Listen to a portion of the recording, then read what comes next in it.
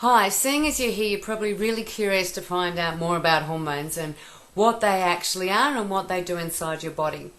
Now, hormones are, I think of them like a courier system. They take a message from one part of your body to another, and then once that message has been received, usually at what we call a target organ, another message or another courier service goes back to the originating spot and says, thanks for that, got it. That's called biofeedback. So hormones are kind of like, as I said, a messenger system. I think of them sometimes like a baton in a relay race. There's a message on it that one body part needs to send to another body part, but logistically it can't travel down the bloodstream, so it uses hormones to do that.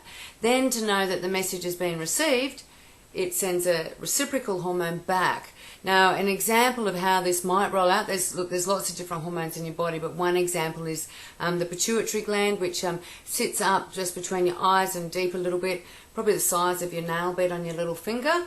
It's what we call the master gland, and it starts off lots of things in your body, but one of them is your monthly cycle. Now, it sends down a hormone called FSH, or follicle stimulating hormone. A lot of the hormones are abbreviated, but follicle, meaning egg, stimulates a hormone, FSH, will go down to an ovary and will say, hey ovary, get out one of those beautiful eggs that you've got lying around. So that's the whole role of FSH. Now once the ovary responds, it sends back a message to the pituitary gland saying, got that, and then the pituitary gland knows that that cycle has been kick-started.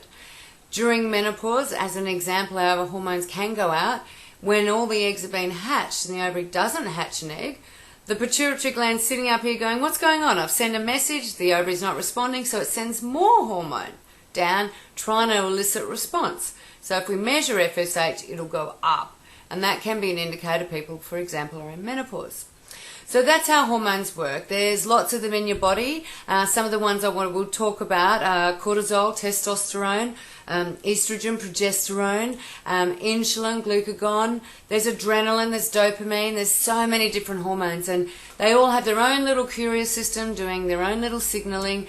And trust me, when those little babies are out, or if the responding organ isn't responding and it leads to an imbalance, or if we just shove them into overdrive through being unaware through different eating habits or thoughts or inadvertent stress, then everything crumbles. But the good news is, with a little bit of explaining, and hopefully I'll be able to show you how you can take control of your hormones yourself.